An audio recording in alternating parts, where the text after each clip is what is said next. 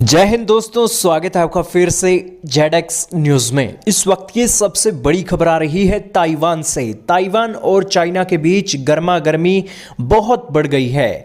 Taiwan के air space के अंदर 20 से भी ज़्यादा जो एक फाइटर जेट हैं, बॉम्बर हैं और एंटी सबमरीन प्लेन्स हैं वो देखे गए हैं। और ये सभी की सभी घटनाएं हुई हैं कल रात को, जब ताइवान और चाइना के बीच एक बार फिर से संघर्ष देखने को मिला।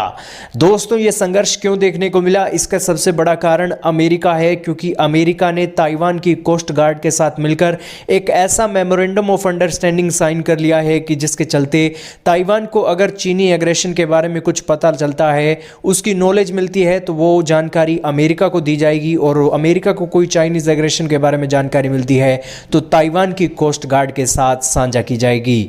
ये एग्रेशन बहुत बड़ा एग्रेशन है। इससे पहले चाइनीज एग्रेशन देखने को मिला था जब दो अमेरिकी ऑफिशियल ने ताइवान का दौरा किया था 18 फरवरी को, लेकिन मार्च के महीने में 20 से भी ज़्यादा अपने बॉम्बर और इसी के साथ फाइटर जेट एक उनके एयर स्पेस में घुसाकर चीन की सेना ने फिर से दिखा दिया है कि वो ताइवान के ऊपर कब्जा करने के लिए तैयार है।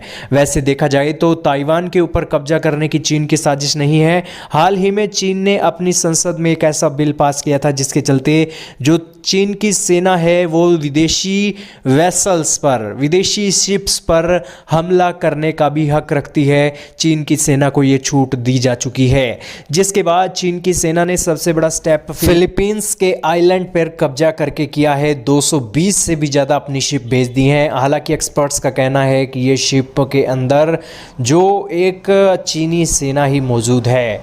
गलवान हिंसा में भी जो हिंसा हुई थी उसमें चीन की सेना ने जो हरकतें की थी वो पूरी दुनिया को पता है, और इसी कारण फिलीपींस फूंक फूंक कर अब कदम रख रहा है और फिलीपींस की सेना भी अपनी शिप्स अब भेजने लगी हैं।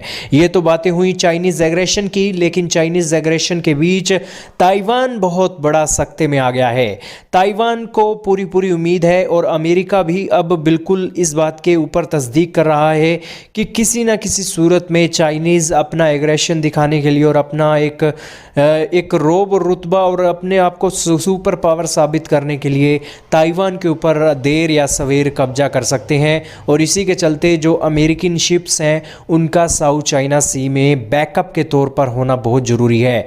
वैसे भी चीन की सरकार ने संसद में चीनी सेना को एक ऑर्डर दिया हुआ है कि अगर आपको विदेशी शिप दिखती है तो उस शिप के ऊपर आप फायरिंग कर सकते हैं। और साउथ चाइना सी में छोटे देश हैं, चीन से बहुत छोटे देश हैं, और अगर चीन इसी तरीके की दादागिरी करता रहा तो विदेशी शिप्स चीन की सेना के साथ दो दो हाथ नहीं कर सकेंगी।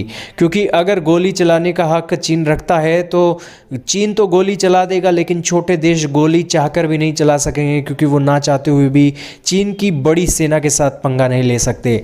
यही कारण है कि अमेरिकन शिप्स अगर इस साउथ चाइना सी में तैनात होंगी तो वो एक बहुत बड़ा एक स्टेबिलिटी को प्ले करने के लिए रोल करने वाली हैं। क्या कहना चाहेंगे इन सभी डेवलपमेंट्स के ऊपर कमेंट सेक्शन में जेडएक्स न्यूज़ की टीम को जरूर बताइएगा। इस वीडियो में सिर्फ इतना ही था।